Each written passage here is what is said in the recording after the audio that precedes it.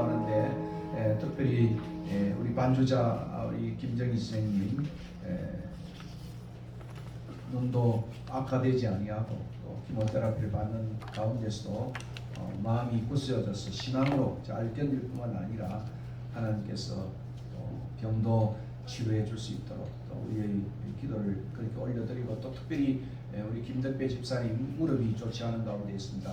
늘 기도 제목을 안고 저희 기도하는데 이 기도 제목을 들고 기도하시고 또 특별히 우리 차준구 장로님의 안질과 또 신덕신 목사님 건강과 또 우리 전원호 작가의 큰 아들이 자폐증으로 그 가정이 일로 인해서 믿음이 약해지지 않도록 이를 위해서 기도해 주시고 또 특별히 이제 결혼하여 1년 됐지만 또 새 가정을 부린 우리 샘이 또 사무엘의 또 군대 문제 이거 적응하는 우리 해나의 문제 또 다른 많은 우리의 건속들을 위해서 함께 마음을 모두 하나님께 기도하겠습니다.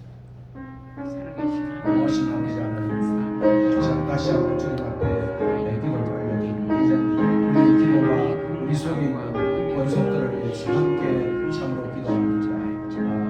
한여를 위해서 기도하라고 말씀하시고 병낫기를 위해서 기도하라고 말씀하시고 참으로 믿음의 기도는 역사하는 일이 크다고 말씀하셔서 하나님의 사랑 우리 여정을 주께서 강건히 붙드시고 가진 아버지의 여러 가지 많은 질병들이 참으로 영혼을 손상시키지 않도록 특별히 그이를 먼저 주님이 붙잡아 주시고 하나님의 무엇보다도 아버지는 안전에 더 악화되지 않도록 하나님께서 말씀하시고 기도를 앞에 받는 가운데 여러 가지 많은 참 어려움들을 겪고 있습니다. 하나님께서 종의 마음속에 큰 평안을 주시고 하나님 믿음을 더하셔서 하나님 앞에 가고할 때마다 믿음의 큰 역사를 체험할 수 있도록 하나님께서 붙잡아 주시옵소서. 김정희 집사님 참 아버지여 원치 않는 어무를 다쳐서 오랫동안 고생을 했는데 하나님 그 어무를 안수하시고 치유의 왕성을 주셔서 참으로 아버지 회복되어져서 새로운 가정을 꾸릴 때 미끄럼이 되게 하시고 또 믿음의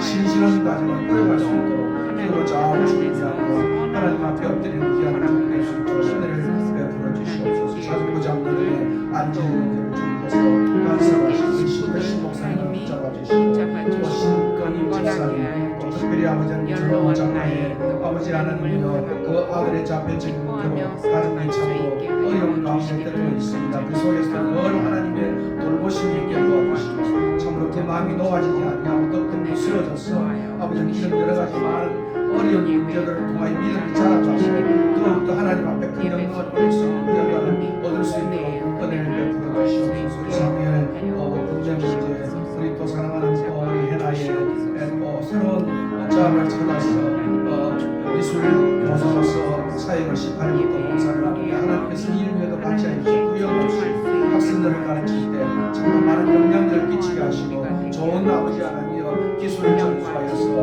훌륭한 인재로 갈 수 있는 미끄럼이 될 수 있도록 은혜를 주시옵소서. 오늘도 우리의 은혜를 받아 주시옵소서. 주하게 맞추어서 묵도드림으로써 오늘 주일 예배 시작하겠습니다.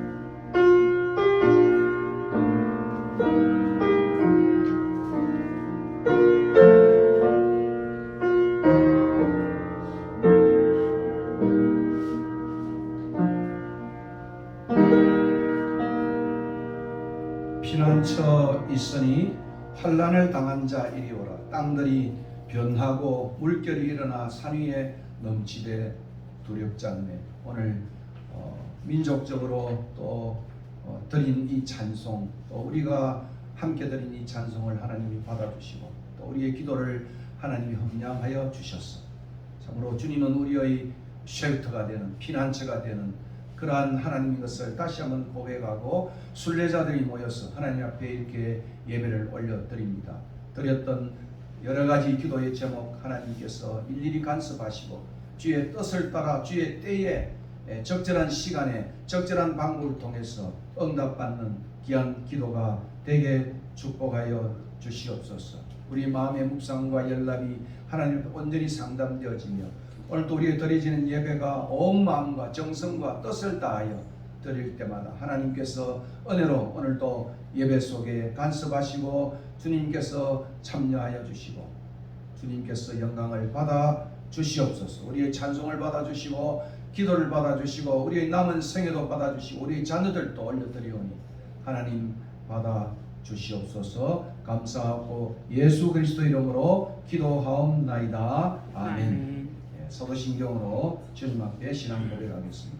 전능하사 천지를 만드신 하나님 아버지를 내가 믿사오며 그 외아들 우리 주 예수 그리스도를 믿사오니 이는 성령으로 잉태하사 동정녀 마리아에게 나시고 본디오 빌라도에게 고난을 받으사 십자가에 못 박혀 죽으시고 장사한 지 사흘 만에 죽은 자 가운데서 다시 살아나시며 하늘에 오르사 전능하신 하나님 우편에 앉아 계시다가 저리로서 산자와 죽은 자를 심판하러 오시리라. 성령을 믿사오며 거룩한 공회와 성도가 서로 교통하는 것과 죄를 사하여 주시는 것과 몸이 다시 사는 것과 영원히 사는 것을 믿사옵나이다. 아멘.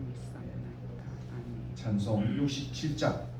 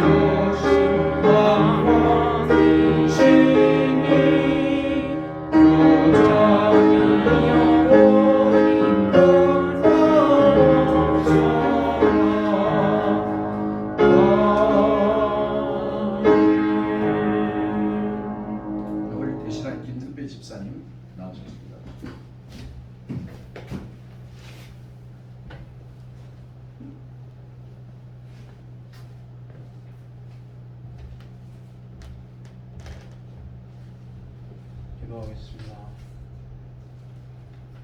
할렐루야. 거룩한 주의를 허락하시고 예배를 드릴 수 있으니 감사합니다. 광야에서 홀로 때가 가까웠느니라. 주의 길을 예비하는 선지자 세례 요한의 소리를 깨닫게 하시고 우리의 삶에 임하게 하소서. 사랑하는 하나님 아버지여, 이 나라 이 민족을 공혈히 불쌍히 여기시고 대한민국을 축복하소서. 이정자들에게 하나님의 권능을 깨닫게 하시고 하나님의 공의가 스같이 흐르는 이 나라 되게 하소서. 폭력 동포들을 기억하시고 복음으로 평화적으로 통일되게 하소서. 사랑하는 하나님, 이곳에 순례자의 집을 세우사오니 치유와 심, 회복, 다음 세대를 준비하는 곳 든든히 부흥하게 하소서. 이 시간 말씀을 전하실 목사님에게 성령의 은혜를 부어주시고 듣는 자에게 아멘으로 답하시어 삶이 변화되게 하옵소서. 순례자의 집의 성도들을 축복하시고 삶의 모든 문제들을 아시오니 치유와 회복으로 하나님의 기적을 체험케 하소서. 이 시간 처음 이 시간이오니 주님 홀로만 영광 받으소서. 예수님의 이름으로 기도합니다.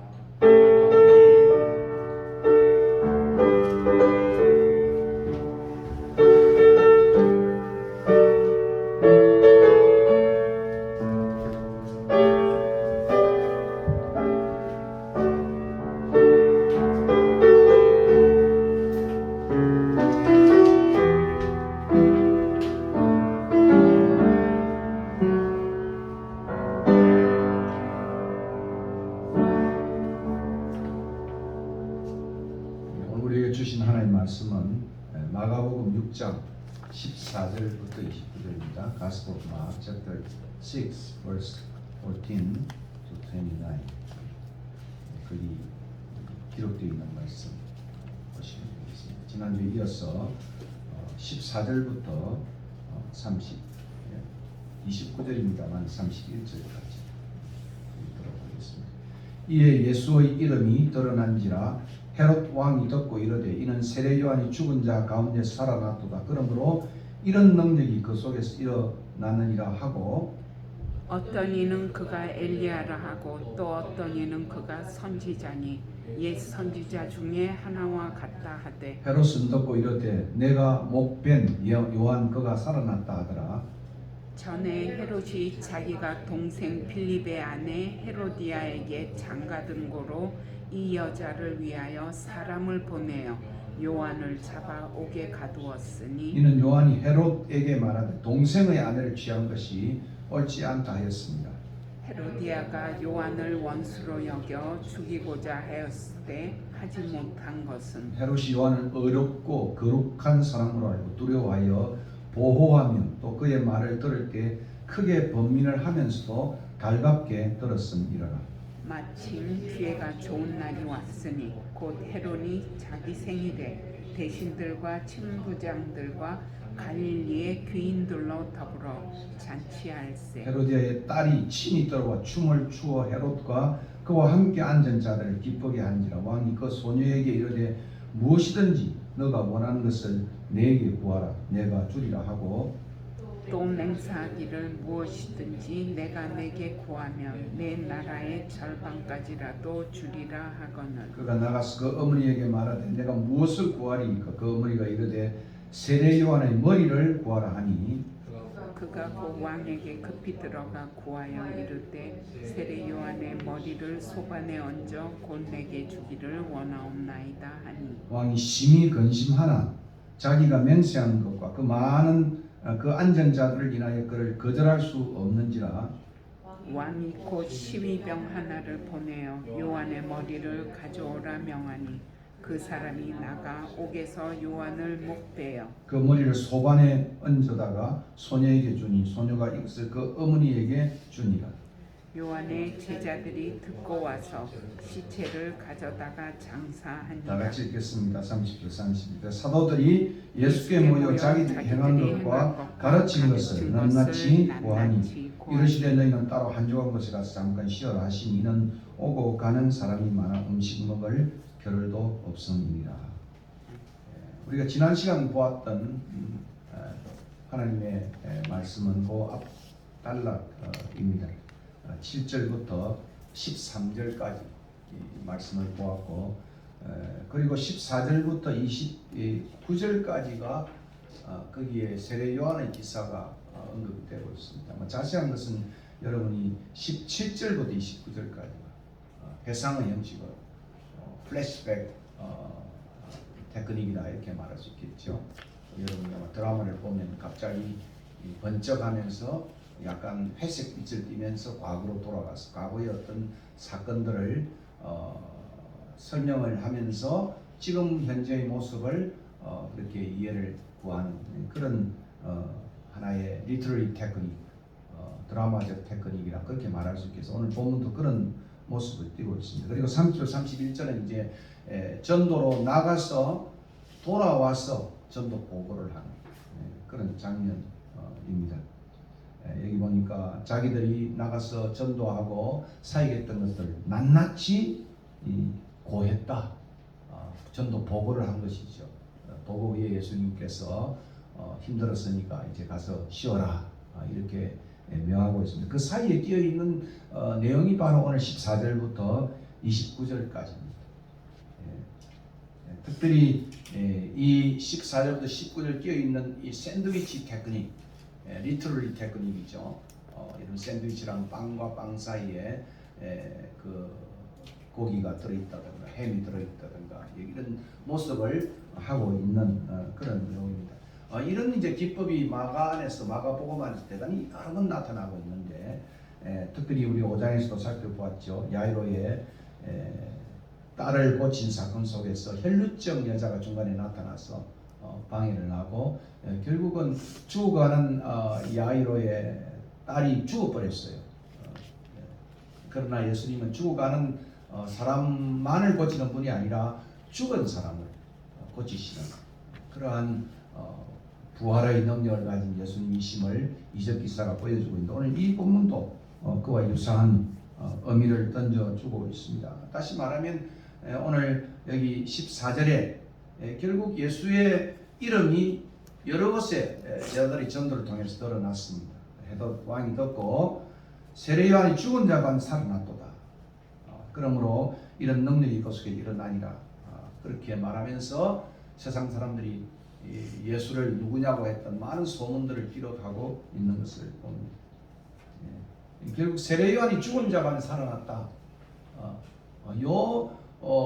이 이야기가 어쩌면 전도의 가장 중요한 캐리그마, 선포의 핵심이에요. 다시는 예수는 죽고 다시 사신 분이라고 하는 사실. 전도의 핵심적 내용으로 소개된다. 그렇게 말할 수 있습니다. 그러므로 죽음과 부활 그것이 바로 복음 전파의 가장 중요한 내용. 뭐 이적을 사람을 고치냐 이것도 중요하겠지만 더 중요한 것은 예수님이 우리를 죽으시고 다시 살아나셨다. 이것이 사도들이 전했던 소위 말하면 복음 전파 그걸 캐리금이라고 부르지 않습니까? 그것의 하나의 중심된 내용이었다고 말할 수 있습니다. 그리고 복음 전파하는 삶이란 것은 정말 수단이 따를 수밖에 없다. 이게 정인의 삶이다. 이것을 또 보여주고 있는 내용입니다. 수단은 무엇입니까? 죄 많고 엄란한 세대 속에서 주의 길을 가는 자, 정인으로서 살아가는 사람들에게 필연적으로 따라오는 거예요. 그러니까 참 예수의 길을 따르고 복음을 전하는 길에 있어서 순환은 마스터, 반드시 있는 그 헬라어로 데이라고 표현하고 있는데 반드시 순환은 따라갈 수밖에 없는 길이다. 그것을 웅변적으로 보여주고 있습니다. 여러분 정인이라고 하는 이 위트니스라고 하는 이 헬라어 단어가 이 영어의 단어가 헬라어로는 순교자라는 말입니다. 정인이 된다는 것은 목숨을 걸고 그것을 지키고 증거하는 그런 사람을 가리키는 것입니다. 그러므로 세례 요한의 순환은 앞으로 있을 예수 그리스도의 순환을 암묵적으로 보여줍니다. 왜냐하면 세례 요한은 전령자이고 또 뒤에 오시는 이를 소개하는 그러한 사람이기 때문에 내 뒤에 오신 이 그분을 소개하는 분이 바로 세례 요한이기 때문에 세례 요한의 운명이 곧 예수의 운명을 암시합니다. 이것을 foreshadowing이다. 미리 예시해주는 그런 모습이고 이것은 어찌 예수 그리스도만이 고난의 길을 가겠습니까? 예수를 따라가는 오늘 제자들도 평탄한 길로 평온한 길로만 가지 아니하고 십자가의 길을 간다. 이것은 마가는 계속해서 1장 14절에서 세례 요한이 잡힌 후에 예수가 등장하는 세례 요한이 순환 속으로 사라진 속에 예수의 등장이 나타나고 예수의 등장은 다시 9장 33절에도 보면 31절에도 보면 정말 죽임을 당하는 그런 모습으로 나타나고 마지막에 13장 9절에도 그를 따른 제자들의 삶도 역시 순환소 그 길을 간다고 하는 사실을 마가는 계속해서 엮어가고 있는 그런 모습을 봅니다. 오늘 특별히 여기 나와 있는 17절에 보면 이런 소문이 이제 나타났지 않습니까? 예수 이름이 드러나니 헤롯 왕이 듣고 전에 이제 자기가 목베어 죽인 그 세례 요한이 다시 살아난 것이 아닐까라고 하는 그런 생각을 갖게 되었어요. 그래서 다시 한번 17절부터 29절까지는 그때의 세례 요한이 어떻게 죽었는가에 대한 회상의 모습을 그렇게 소개를 하고 있습니다. 그러면 오늘 본문의 이제 제목이 세례 요한의 순환 기사인데 이 세례 요한과 헤롯 왕의 모습은 우리에게 굉장히 중요한 성도들의 삶의 한 표본을 우리에게 보여주고 있습니다. 앞서 말씀드린 사실 헤롯은 이미 예수가 누구신지에 대한 소문을 들었습니다. 오래전부터. 갈릴리에서 또 여러 곳에서 또 이방의 땅에서 예수님은 수많은 이적을 일으키시고 고치시고 그리고 예수의 소문은 온 곳으로 퍼져나갔는데 어찌 그 당시 왕이었던 헤롯의 귀에 들어오지 않았겠습니까? 그것을 오늘 14절과 16절은 소개하고 있죠. 예수가 자신이 죽인 세례 요한의 부활한 것 아니냐 그렇게 말씀하고 있는 것을 봅니다. 결국 예수님이 공적인 나타남 그것은 세례 요한의 체포로부터 시작돼요. 1장 14절 살펴보시면 세례 요한이 잡힌 후에 예수가 등장합니다. 세례 요한이 무대의 순환의 길로 사라진과 동시에 예수의 등장은 앞으로 예수도 순환의 길로 사라질 수밖에 없는 존재라는 것을 보여주는 것입니다. 헤롯 왕의 기억에 남아있는 세례 요한의 죽음 또 살해는 매우 깊은 트라우마로 잔상으로 이미지로 남아 있었던 것 같습니다. 그러므로 예수님과 세례 요한 사이의 이 운명의 이 혼동, 혼란 이게 지금 세례 요한이 죽었다가 살아난 거 아니냐라고 한 이 혼동은 마가가 예수의 미래의 운명 역시도 세례 요한의 운명과 대단히 유사한 모습을 가지고 있지 않을까라고 하는 점을 시사해 준다는 것입니다. 왜 그러냐면 앞서서 우리가 2절과 8절에서 우리가 지난 오래전에 우리가 살펴본 것처럼 세례 요한은 예수님의 전령자였어요. 그 길을 예비하는 사람이었습니다. 그러니까 예수님이 어떤 길을 가야 될 것인가는 세례 요한의 그러한 가르침과 그의 삶을 보면 예수가 어떻게 이 땅에 살고 가시는지를 보여준다. 그런 의미입니다.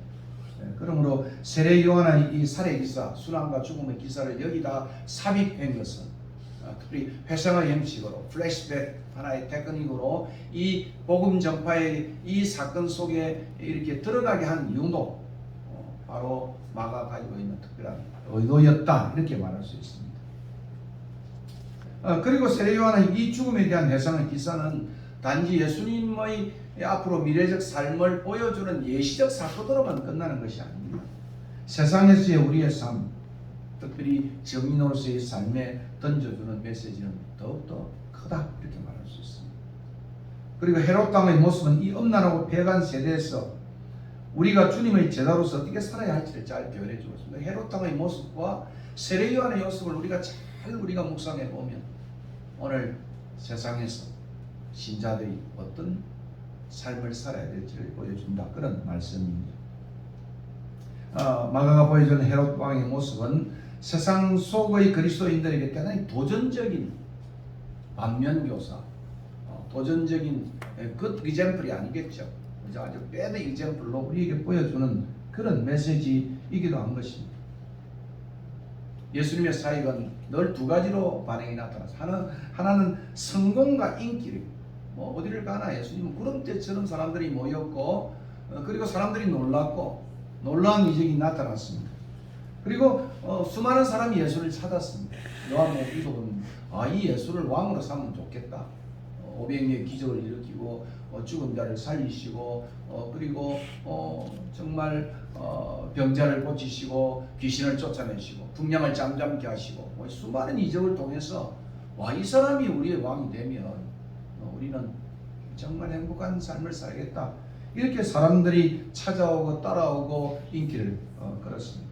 그러나 그것만이 아니었습니다. 그 인기와 그리고 성공과 함께 오는 것은 바로 배척과 거절이었습니다. 자기 집안의 사람들에게 배척을 하고 자기 땅에 오면 자기 백성이 영접지 아니하고 또 가장 먼저 환영해야 할 종교 지도자들조차도 예수를 죽이려고 하는 살해 모의가 나타났다. 참 이 두 가지 상반된 반응, 이것은 큰일을 하는 사람들에게, 일을 하는 사람들에게 따라오는 그러한 모습인 것입니다. 결국 이 해상기사는 뭘 우리에게 보여주겠습니까? 성공과 인기, 배척과 거절이 우리의 삶에 공존할 때, 함께 있을 때 우리는 어떤 자세와 행동을 취해야 될 것인가. 연예인들 보면 얼마나 인기를 많이 먹고 삽니까? 그러나 또 연예인들의 댓글을 보면 악플들이 달려가지고 너무너무 시달리면서 어떤 사람은 그 악플 때문에 자살을 합니다. 그 인기와 배척은, 거절은, 악플은 늘 우리 삶 속에 올라갈수록 아이돌이 되고 권력자가 되어질수록 지금 여러분 뉴스를 보십시오. 대통령이 된 윤석열, 그리고 그의 아내 김건희, 일거수일투족, 무엇을 입느냐, 무엇을 먹느냐, 그리고 개를 어떻게 데리고 다니느냐, 그 모든 것들이 좋은 것과 팬덤을 이루는 것과 악플이 딸려가는 그런 것들을 보게 됩니다. 아이들도 그렇고 권력자들 그렇고 또 종교 지도자들도 마찬가지입니다. 나가 모든 종류의 권력자들은 다 이 두 가지 상반된 반응 속에 놓여 있다. 여러분 책을 많이 쓰면 그 사람 문화 권력자 아닙니까? 칼추럴 그런 맨파워를 갖고 있어요. 책을 300만 부 쓰는 공지영, 그죠? 아니 300만 명의 팬덤을 이루는 공지영, 이회수, 옛날에 이문열, 그죠?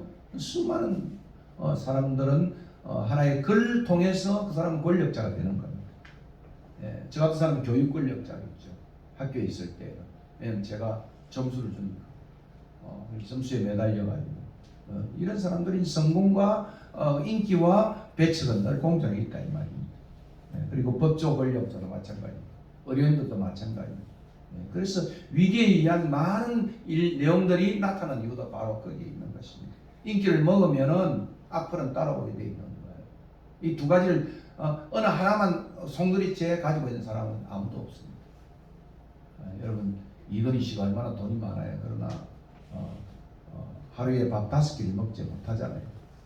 저는 늘 그렇게 생각해요. 아무리 부자라 해도 하루에 밥 5끼를 먹는 게 아니고 더 바쁘기 때문에 지금 2끼밖에 더 못 먹어요. 그리고 그분은 감방을 여러 번 갔고 그 아들도 그죠? 부자인데 얼마나 우리나라 이재용이 부자입니까? 그런데 또 감방에 이 두 가지가 공존해 있는 한국의 현실이기도 하고 그렇습니다. 그렇기 때문에 오늘 이 본문은 우리에게 참 정말 어떤 모습이 진정한 행복의 길인가를 보여주는 모습입니다. 다시 본문으로 돌아가겠습니다. 헤롯 왕은 세례 요한이 전한 말씀에 대해서 달게 들었습니다. 참 말씀을 달게 들었어요. 20절이죠. 그러나 올바른 것을 위해서 순환이 왔을 때 그는 자신의 체면과 명성, 오늘 26절에 보니까 자기의 맹세하는 것과 그리고 그 안전자들 때문에 세상의 염려에 급급해서 심히 근심을 했습니다. 결국 이제 바로 이런 모습이 세례 요한의 모습입니다. 결국 진리를 마지막에는 따르지 않게 되어지는 것입니다. 세상 정치인들은 표와 권력을 의식해서 대부분 이런 모습을 보이는 거예요. 항상 보면 그 권력과 표는 늘 직결되어 있어요. 이 점이 육적 그리스도인과 영적 그리스도인의 차이예요. 이 점이 세상과 짝한 사람 롯과 하나님과 동행하는 사람 아브라함의 차이인 것입니다. 그 두 마음을 품은 자들이 갖는 비극적 모습이다. 우리 안에 두 마음을 품으면 세상을 향하는 마음과 하나님을 향하는 마음을 품으면 그게 갈등이 생길 수밖에 없는 것이죠. 그래서 나중에 우리가 옛날에 우리 봤던 롯의 갈등은 바로 그런 것입니다. 결국 롯은 어디로 갔습니까? 물 좋은 것을 택해서 넉넉한 목 좋은 곳, 물 좋은 곳, 목초지로서는 가장 유목률 최고의 땅을 택해갔지만 그가 간 곳은 소돔 고모라 가까이 갔다. 소돔 고모라. 늘 물 좋은 곳은, 늘 인기 있는 곳은 거기는 악이 번성하는 거예요. 그래서 소돔 고모라에 얼마나 많이 고통을 당하고 나중에는 고모라와 멸망할 때 그런 정말 그 멸망의 성에서 장망성을 벗어서 기독교처럼 빠져나오는 모습을 우리가 살펴본 것입니다.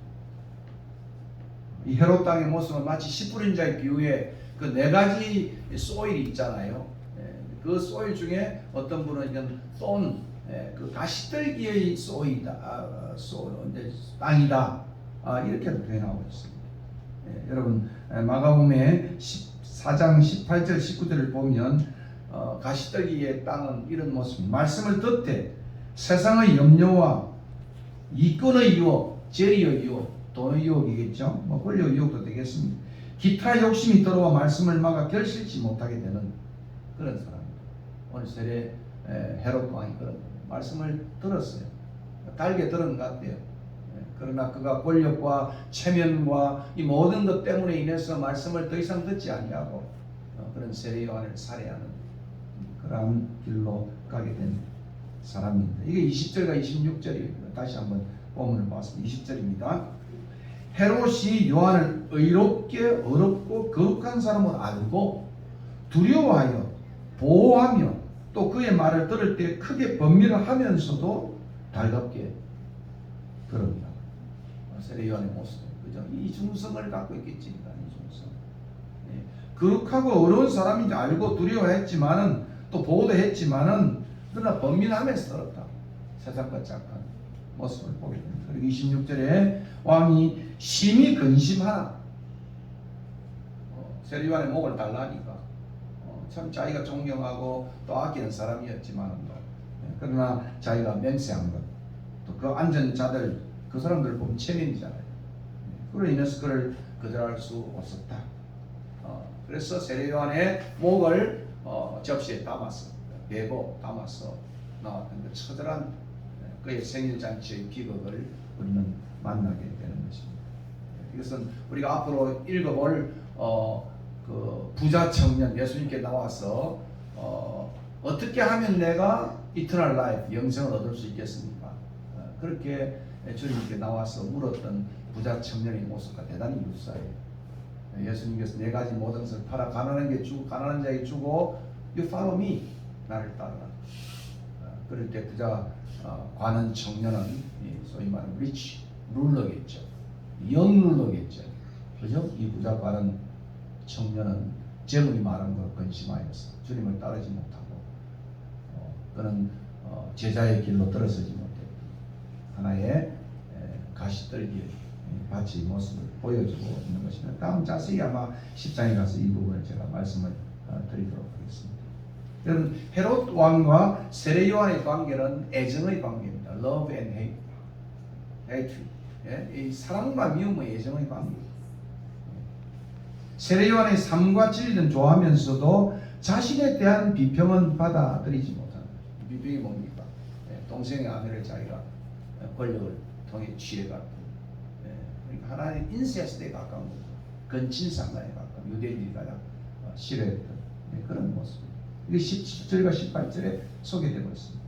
비평도 달게 받아들여야 하는데 비평은 싫어하고 그죠? 달콤한 것만 찾는 겁니다. 사람들은 자신의 귀에 울리는 달콤한 소리만 들으려고 하지 귀를 때리는 아픈 소리를 듣지 않는다. 제가 그렇게 한번 표현해 봤습니다. 귀에 울리는 아주 좋은 소리, 음악 같은 그런 소리는 듣지만 귀를 이렇게 때리는 아픈 소리는 들으려고 하지 않는다. 그것이 17절 18절의 모습을 한번 보십시오. 전에 헤롯이 자기가 동생 빌립의 아내 헤로디아에게 장가든 고로 이 여자를 위해서 사람을 보내 요한을 잡아 옥에 가두었으니 이는 요한이 헤롯에게 말하되 동생의 아내를 취한 것이 옳지 않다. 결국 헤롯 왕은 세례 요한을 체포합니다. 감옥에 가두어 두는 것입니다. 그런데 헤로디아의 미움은 더했겠죠. 그죠? 저 선지자만 없으면은 자기가 지금 그래도 부귀영화를 누릴 수 있는데 계속해서 지적질을 하니까 헤로디아는 세례 요한을 여러 번 죽이려고 했지만 실패를 했어요. 왜냐하면 던던 아직도 그래도 헤롯 왕은 세례 요한을 지지하고 보호했습니다. 결국 헤롯 왕의 생일 잔치에 그녀는 살해할 업무를 꾸미고 생일 잔치에 자기 딸을 시켜 춤추게 하여 헤롯 왕의 마음을 얻어서 세례 요한의 살해를 이끌어내는 것입니다. 집요한 헤로디아예요. 소위 헤롯 왕이 뭘 좋아하는지 여성을 밝힌다든가 그죠? 이런 여러 가지 약점들을 알고 그 딸을 보내어서 아주 정말 회개한 엄란한 선정적인 춤으로 헤롯의 마음을 얻고 헤롯은 거기에 취해가지고 수많은 사람이 앉은 그곳에서 네가 구해봐라 그러면 내가 나라 절반도 주겠다 이렇게 말함으로 인해서 헤로디아는 드디어 이제 자기가 숨어있는 그러한 하나의 계획을 떨어내면서 헤롯 요한의 목을 요구하게 되어지니까 자기가 맹세하고 또 사람들 앞에 그렇게 약조했던 것들을 어길 수 없기 때문에 결국은 그런 사람을 보내어 헤롯의 세례 요한의 목을 쳐서 정말 처절하게 음식이 담긴 그 소반에 피를 철철 내는 헤롯의 목을 담아서 왔습니다. 아마 여러분이 그 명화 그림을 보면 유명한 화가의 그림 속에 헤로디아 이 세례 요한의 목이 이 접시에 담겨서 피를 흘리는 장면들을 아마 여러분이 유명한 화가의 그림 속에서 찾아볼 수가 있는 것입니다. 결국 미움은 죄를 낳고 죄는 사망을 낳는 것입니다. 인간관계에서 미움의 썸뿌리를 없애야 하는데 미움이 암에 우리 속에 들어오면 그죠? 자꾸 미움이 새끼를 치고 알을 까고 거미줄을 치게 되는 거예요. 그래서 어떻게 하면 그 미움을 정오를 해결하기 위해서 계속해서 머리로 계획을 세우고 사람을 괴롭히는 이것이 미움의 썸뿌리인 것입니다.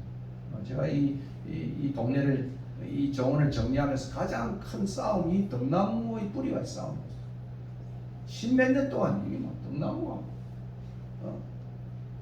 등나무가 얼마나 저 밑에 섬에 있는지 나무를 다 죽였어요. 지금 이제 푸릇푸릇하게 새로운 가지가 났는데 저기 있는 벚나무도 마찬가지고요. 저기 있는 잣나무도 마찬가지고 저 뒤에 있는 전나무도 마찬가지예요. 전부 죽어가는 것들을 뿌리를 뽑아서 태운 것만 해도 아마 이만큼 될 거예요.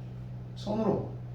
그래서 제가 이 고운 손이 이렇게 제 손이 굉장히 고운 손인데 아주 해진 것도 봤거든요. 지금도 저기 뿌리가 있잖아요. 저한번 저기 한번 캤는데 뿌리가 나가 지금 이만큼 쌓여. 그걸 정말 아주 산더미 같은. 그래서 제가 거기서 성경을 읽은 것보다 거기서 더 많은 교훈을 받았어요. 야, 참 썬뿌리가 이렇게 무슨 썬뿌리가 무슨 우리 안에 썬뿌리가 생기기 시작합니다. 미움의 독소가 생기면 언제 얼마나 빨리 자라는지 몰라요. 그리고 온 건물을 휘가고 나무를 휘싸게 다 버리는 거예요. 여러분 가운데서 그죠? 누구에 대한 미움과 섭섭함 이런 썬뿌리들이 자라지 않도록 그죠? 참 제거하는 작업을 해야 됩니다. 그래서 참 썬뿌리라는 말을 제가 좀 참 심각하게 계속해서 많은 생각을 해보았습니다. 미움은 결국 정오는 엄청난 결과를 초래해요. 썬뿌리를 제거하지 않으면. 혹시 여러분 가운데 그죠? 누구에 대한 미움, 정오, 원한 여전히 남아있다. 부모에 대한 섭섭함, 또 아내에 대한, 남편에 대한, 또 내 누구에 대한 것이 남아있으면 그것이 가만히 있는 게 아니에요. 그게 늘 자란다는 거예요. 자라서 그걸 올가면서 죽인다는 거예요. 그것이 오늘 이 본문에도 헤로디아의 마음속에 들어있는 거예요. 헤로디아는 계속해서 여러 번 시도했는데 야 이제 연구를 해보니까 그죠? 헤롯 왕이 뭐 이런 건 좋아하겠구나. 딱 생일 잔치에 내가 거사를 해야 되겠구나. 이렇게 해서 일이 진행되어진 것입니다. 미움의 거친 밭은 귀경하여 옥토로 만들어 가야 됩니다. 여러분 그 가시떨기의 밭을 하려면 가시떨기를 다 제거해야 되잖아요. 한국은 그래도 참 이 농사를 지을 때 보니까 전부 그 바위와 이런 걸 다 재배해가지고 옥토를 만들어 놓고 뿌리는 거예요. 제가 지금 옥수수가 지금 24그루 심었어요. 3년째 지금 드디어 김 집사님 3년째 드디어 제가 옥수수 지금 수확을 하고 지금 꽃이 피어가지고 지금 한 대마다 한 3-4개가 지금 세번 닦는다더라고요. 지금 보고 있어요. 처음에는요 옥수수가 어떻게 자라나 그냥 씨만 뿌리면 자라는 줄 알았어요. 강원도 다 옥수수라니까 강원도는 막 그냥 심어놓으면 자란 줄 알았는데 한 해 했더만은 안 자라더라고요. 두 번째 했는데 그름을 조금 줬어요. 근데 요만한 옥수수 따더만 말라가 비틀어져 없어졌어. 알고 보니까 막 그름을 덤프 반반씩 줘야 되는 거예요. 그래서 이제 다시 완전 돌밭이었어요. 전부 다 돌밭을 제거하고 올해 처음으로 지금 제가 맛있는 찰옥수수의 수확을 기다리고 있어요. 예. 그러니까 그게 뭐겠어요? 옥토로 만들어야 된다 그 말 아닙니까? 미움 정오에 이런 돌들을 다 제거하고 그리고 비료를 많이 줘가지고 하니까 처음엔 저기 자랄까 한 사흘은 막 타더라고요 햇빛에. 그리고 한 2그루는 타가 죽었어요. 나머지 이제 24그루 사람이 딱 뿌리를 내리니까 와 그다음이잖아. 이 메타세카가 저기 있는데요. 똑같은 요만한 가지였어요. 근데 지금은 이만한 가지가 되는 것도 있고 요만한 것밖에 아직도 안 되는 가지가 똑같은데 예, 그게 바로 이제 토양이 좋고 햇빛이 좋은 것입니다. 예, 그런 생각을 해봅니다. 저는 이제 성경에서 은혜를 받는 것도 있겠지만 이 밭에 가가지고 제 안에 영희씨 잘 들어야 돼요. 밭에 가서 제가 묵상을 많이 합니다. 밭에서 묵상을 하면서 참 많은 걸 배워요. 풀을 뽑고 하면서 진동부의 마음을 배운 것 같습니다. 가시떨기의 마음, 돌같은 마음을 하나님의 은혜로 대속적 십자가의 사랑으로 부드러운 마음으로 바꾸어가야 하는 것입니다. 이것이 어떻게 가능합니까? 오직 은혜만이, 오직 믿음만이, 오직 예수 그리스도만이 가능한 것입니다. 가능한 것입니다. 그러므로 오늘 제가 찬송을 하나 안 했고 바로 했습니다. 믿음이 이기네. 믿음이 오늘 은혜가 이기네. 예수 그리스도의 사랑이 이기네. 천성을 향해 가는 우리의 기도는 이 믿음이는 순례자들은 이런 삶을 사는 사람이 되어야 한다 하는 것을 제가 묵상을 했어요. 이번 주는 설교를 제가 좀 짧게 하겠습니다. 어제 또 했는데 오늘 젊은이들이 한 2번 먹으면 지금 체해가지고 고기 같은 건 우리 세미가 많이 먹을 건데 말씀은 2번 먹으면 체할 것 같지 않을까 그런 생각. 그러나 세례 요한은 헤롯 왕이나 부자 청년과는 달리 옥토에 같은 밭이었습니다. 엄난하고 죄 많은 세대에서 하나님과 복음을 부끄러워하지 아니하는 자가 세례 요한이었습니다. 복음을 위해 의를 위해 주님을 위해 홀로 써야 할 때 무엇을 먼저 생각하는 것입니까? 무엇을 먼저 생각합니까? 어떻게 행동해야 되는 것입니까? 세상의 염려와 재리의 유혹과 기타 욕심이 찾아오면 어떻게 되는 것입니까? 이제 찾아오잖아요. 타협하는 것, 주저하는 것, 아니면 의연하게 일어서서 순환을 맞이하는 것. 복음을 인해 차가운 시련과 순환이 찾아왔을 때 헤롯처럼 어느 정도 심히 근심하라 여기까지만 가는 것입니다. 그리고 세속에 그냥 빠져가는 것입니다. 아무래도 세례 요한처럼 꿋꿋하게 자기의 사명의 길을 다 가는 것입니다. 이 점을 우리는 오늘 본문을 통해서 배워야 할 것입니다. 베드로는 무너졌잖아요. 그럴 때 기도가 필요한 것이고 영성이 필요한 것이고 신앙생활이 필요한 거예요. 무너져 내릴 때, 그죠? 건강의 문제로 무너져 내릴 때, 가족의 문제로 무너져 내릴 때, 어떤 신은 무너져 내릴 때 우리는 어떻게 해야 될 것입니까? 시험 들지 않게 깨어 기도하라. 주님의 음성을 들어야 할 것입니다. 이 말씀을 오늘 우리가 기억을 했으면 좋겠습니다. 여러분 세례 요한이 실패했어요? 오늘 이 본문을 보면 그죠? 세례 요한이 어떤 사명의 길을 가다가 이 권력자의 권력 앞에 지금 꺾인 거 아닙니까? 그죠? 지금 접시에 디쉬에 큰 쇠반에 세례 요한의 목이 착 잘려가지고 달려왔습니다. 완전 잘린 거 아닙니까? 꺾인 겁니까? 세례 요한은 그 삶을 끝내지 못한 unfinished 미션이었어요. 아니었잖아요. 근데 그게 제게 지난번에 말씀드린 충격이었어요. 세례 요한은 꺾이고 실패하고 좌절하고 성공하지 못한 그런 한 역사의 인물로 성경은 말하는 거 아니에요. 세례 요한은 제가 참 은혜를 많이 받은 것은 성경 구절 세례 요한이 달려갈 길을 다 맞아. 그게 충격이었어요. 제게.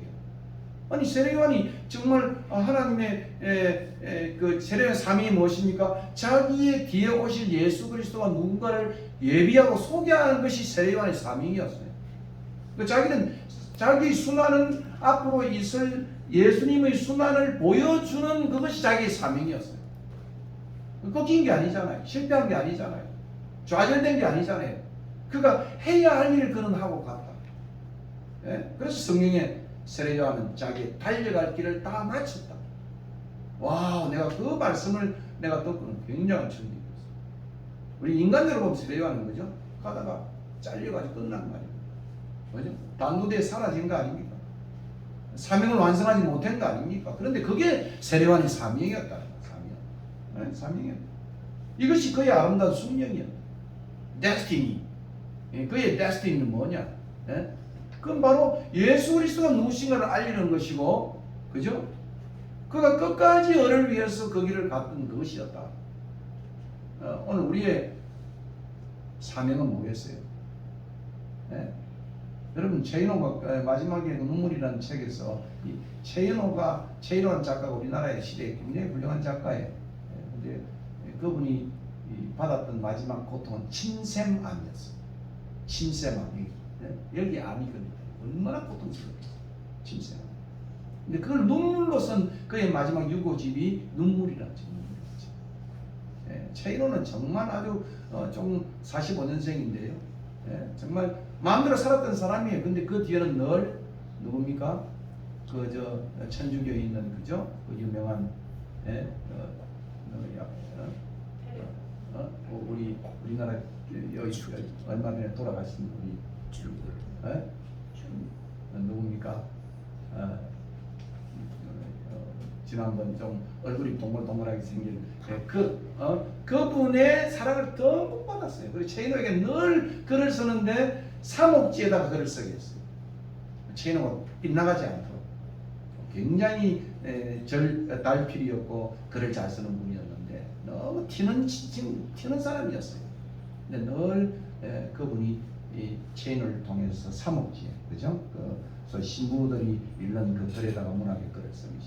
최인호가 사람이 되어가는데 마지막에 침샘함을 통해서 그가 얼마나 참으로 신앙에 깊은 신심을 갖는지 제가 최인호 책을 거의 내가 사서 다 읽었던 기억을 아직도 하고 있습니다. 그의 이 어려운 데스티니는 그의 숙명이었다. 이렇게 숙명. 그 숙명이 숙명이었다. 그 숙명을 숙명으로 순종하는 것으로 받아들였다는 거예요. 그래서 로만 가톨릭에서는 숙명이라는 말을 써요. 숙명. 사명을 받아들이는 거예요. 내 갈 길이 뭐냐? 모르겠어요. 심상급에 갈 길이 어디까지인지 모르겠어요. 우리 딸은 걱정을 많이 아빠 그만하고 그냥 쉬어라는데 무엇이 내 삶의 데스티니인지 모르겠어요. 그 길을 가다가 나는 그냥 사라질 뿐이에요. 그래서 남은 것 이거 어떻게 할 거냐? 사람들은 그거 왜 내게 묻냐? 그건 that's my future. Future is none of my business. 미래는 나의 것이 아니에요. 그건 하나님의 것이에요. 내가 살다가 가면 끝이에요. 그것은 내가 즐기며 내가 원하는 일을 하며 살며 가는 것이 나의 숙명이에요. 숙명이고 숙명이에요. 거기까지 가는 거예요. 뭐 자녀도 가져갈 수 있을 것이고 사회에 기원할 수도 있을 것이고 그죠? 누군가가 다음 세대가 쓸 거 아니겠습니까?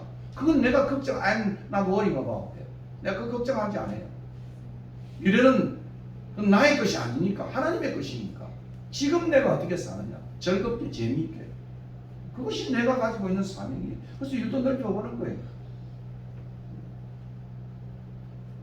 우리가 알아야 할 사실은 우리에게 주어진 길을 가는 사람이 인생의 성공자예요. 그러니까 세례요한은 뭡니까? 실패자입니까? 성공자입니까? 성공자예요. 왜냐하면 자기가 가야 할 그 숙명의 길을 순명함에 갔으니까 순종함에 갔으니까 그게 성공 아닙니까? 그죠? 그 신상국에 가야 할 길을 그냥 가면 되는 거예요. 얼마나 많이 이루었느냐, 얼마나 가진냐, 그건 내 문제가 아니에요. 오늘 그것을 본문이 보여줍니다. 찬송하겠습니다. 516장 찬송.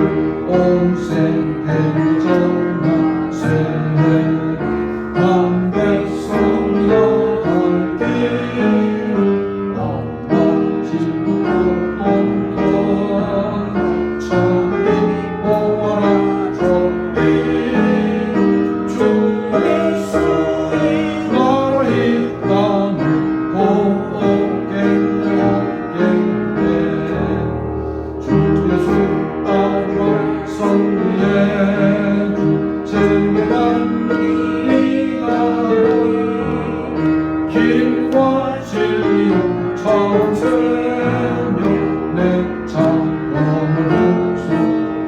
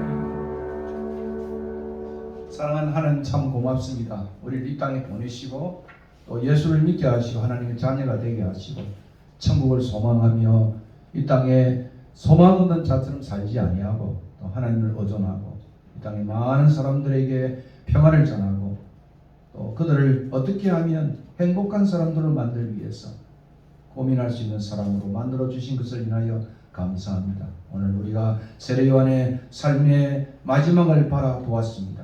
참 실패한 것 같지만은 그것이 그의 달려갈 길이고 그의 숙명이었고 숙명이었던 것을 오늘 봅니다.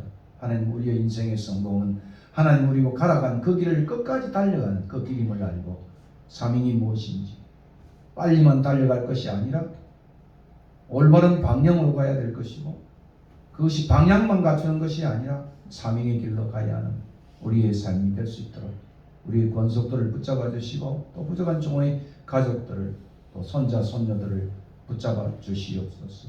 또 이 시간도 몸이 약한 관계로 고생하는 딸들이 있습니다. 기억하시고 하나님이 치유하시고 오늘도 이 적은 물질 주님 앞에 올려드렸습니다. 받으시옵소서. 특별히 그 젊은 부부를 하나님이 받아주시고 훌륭한 하나님의 인재로 많은 사람에게 영향력을 끼칠 수 있는 좋은 그러한 부부가 될 수 있도록 하나님 역사하여 주시옵소서. 오늘도 미창한 모든 우리의 권속들을 어디 있든지 간에 지켜주시고 신앙생활에 엇나가지 않도록 빗나가지 않도록 하나님께서 때로는 인생 막대기와 채찍질로 봉기하셔서 기어코 주님을 사랑하는 모든 권속들에게 축복하시고 이 물줄이 있는 곳마다 주의 영광 드러낼 수 있도록 하나님 역사하여 주시옵소서. 이젠 우리 주 예수 그리스도의 은혜와 아버지의 크신 사랑과 성령의 교통하심 다시 한번 하나님 앞에 우리의 인생을 돌아보고 우리의 인생을 온전히 올려드리며 참으로 순명의 길을 가기로 다짐하는 주의 백성들 머리 이제부터 영원 무궁토록 함께 있을지어다. 아멘.